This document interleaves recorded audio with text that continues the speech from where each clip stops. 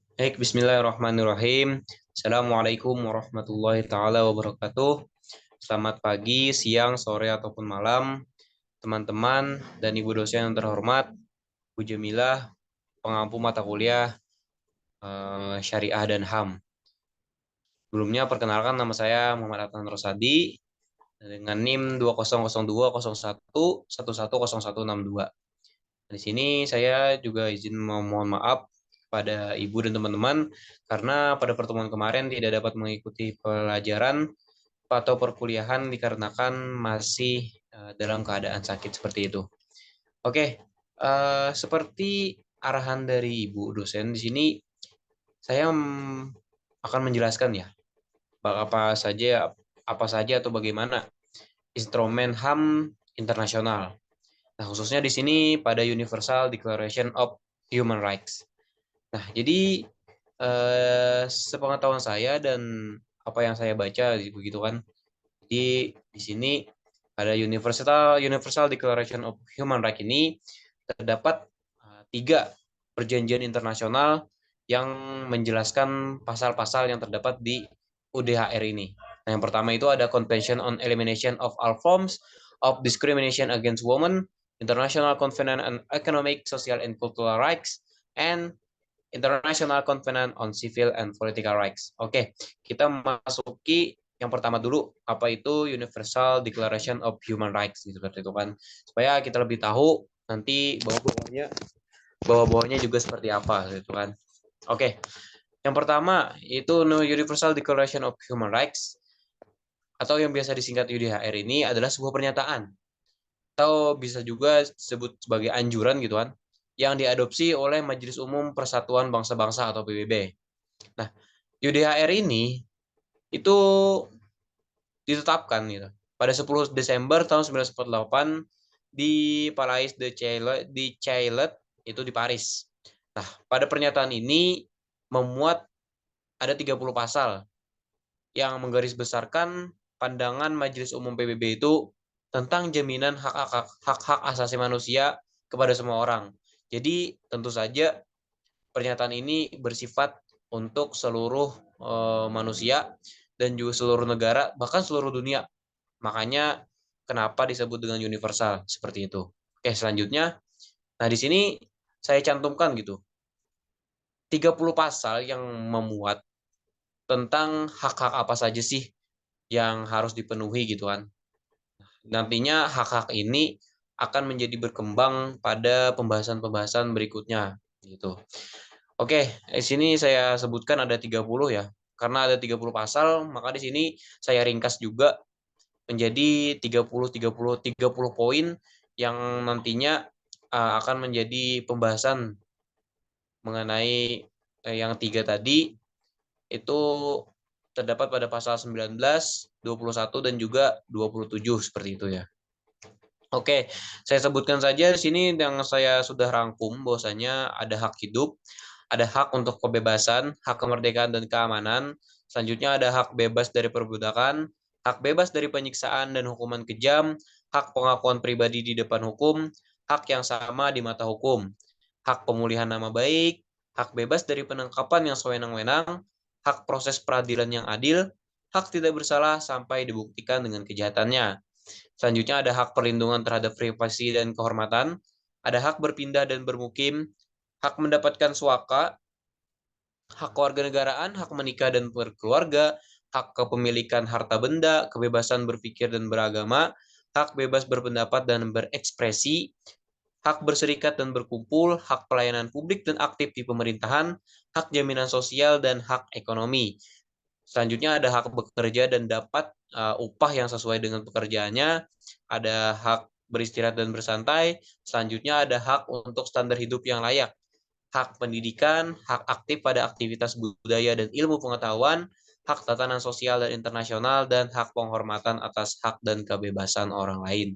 Nah, jadi 30 pasal ini nantinya akan menjadikan atau akan menciptakan sebuah perjanjian-perjanjian internasional yang mana adalah sebagai berikut.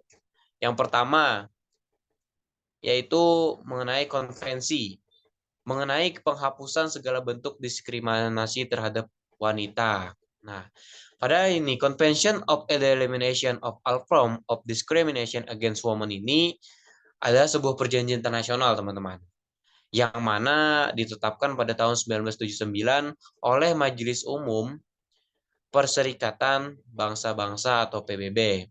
Perjanjian ini itu dianggap sebagai piagam hak internasional untuk perempuan. Nah, di sini ada 3 poin penting, teman-teman, yang saya sebutkan ataupun saya rangkum di sini mengenai penghapusan bentuk diskriminasi ini.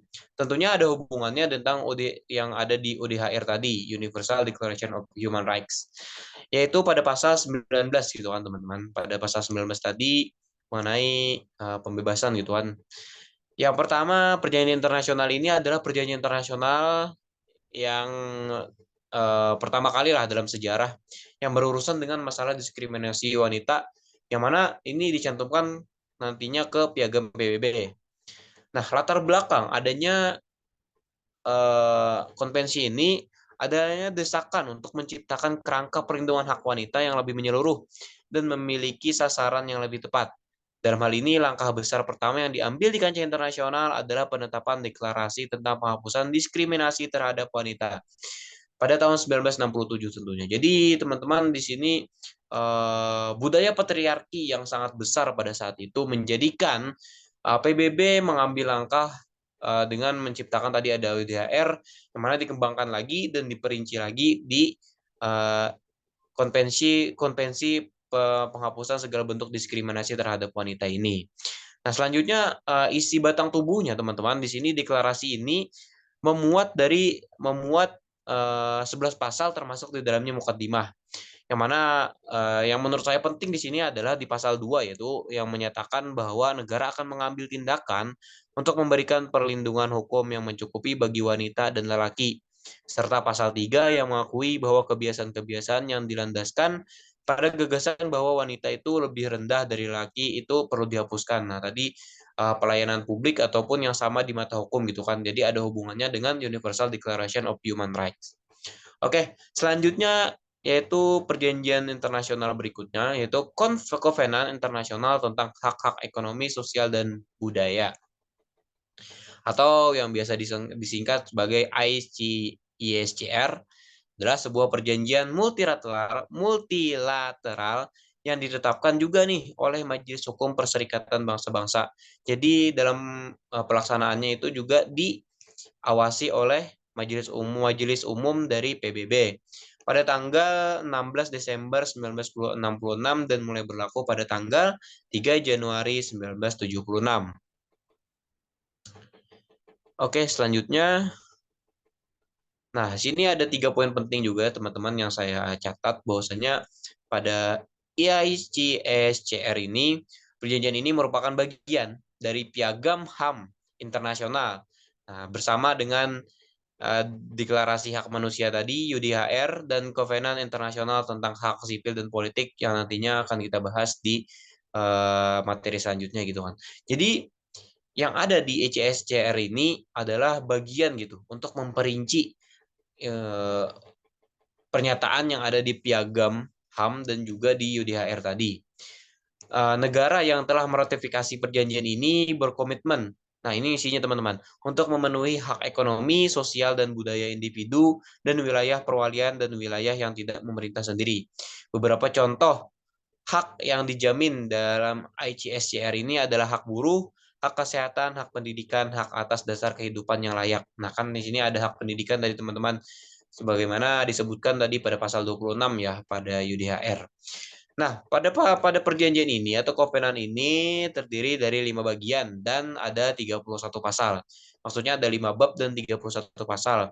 Pelaksanaan perjanjian ini diawasi oleh Komite Hak-Hak Ekonomi, Sosial, dan Budaya oleh PBB. Oke, selanjutnya yaitu mengenai Kovenan Internasional tentang Hak-Hak Sipil dan Politik. Oke, selanjutnya. Atau yang biasa disingkat ICCPR, yaitu sebuah perjanjian multilateral juga yang ditetapkan oleh Majelis Umum Perserikatan Bangsa-Bangsa berdasarkan resolusi 2200A itu 21 pada tanggal 16 Desember 1966. Ini tentang pembentukannya, teman-teman. Lalu ada beberapa poin juga yang saya catatkan di sini. Itu ada 3 poin penting. Selanjutnya, nah, pada perjanjian ini mewajibkan negara anggotanya untuk melindungi hak-hak sipil dan politik individu, termasuk hak untuk hidup, kebebasan beragama, kebebasan berpendapat, kebebasan berkumpul, hak elektoral, dan hak untuk memperoleh proses pengadilan yang adil dan tidak berpihak. Nah, ini tadi sudah tentunya ya memiliki hubungan juga tentang Universal Declaration tadi. Jadi yang mana 3 konvensi ini adalah itu bagian gitu yang menjelaskan tentang pasal-pasal yang terdapat dalam UDHR itu. Nah, jadi di sini sangat berkaitan erat gitu kan teman-teman. Perjanjian ini merupakan bagian dari Piagam HAM internasional bersama Kovenan Internasional tentang Hak Ekonomi, Sosial dan Budaya dan Deklarasi Hak Asasi Manusia. Nah, pelaksanaan perjanjian ini diawasi tentunya oleh Komite Hak Asasi Manusia PBB. Badan ini yang secara berkala meninjau laporan dari negara-negara anggota mengenai proses penerapan hak-hak yang terkandung di dalam perjanjian multilateral ini. Negara-negara harus memberikan laporan 1 tahun setelah menjadi negara anggota dan apabila diminta oleh komite biasanya setiap 4 tahun. Jadi negara-negara yang ikut gitu pada perjanjian ini adalah wajib melaporkan bagaimana hak-hak individu atau dari warga negaranya apakah sudah terpenuhi atau tidak. Nantinya itu akan menjadi bahan evaluasi dari Komite HAM PBB dan itu akan menjadi sebuah bahan lah untuk perjuangan hak asasi manusia di negara-negara internasional.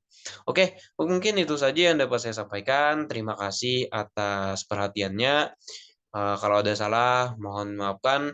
Dan kalau ada tambahan, kritik, saran, pertanyaan juga mohon disampaikan karena di sini kita sama-sama belajar seperti itu. Dan gini juga saya diambil dari beberapa referensi. Mungkin dari teman-teman juga ada beberapa referensi yang lain. Silakan ditanyakan saja. Kita diskusi bersama-sama. Akhir kalam.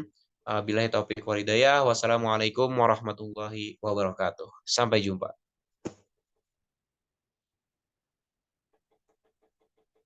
Dabar.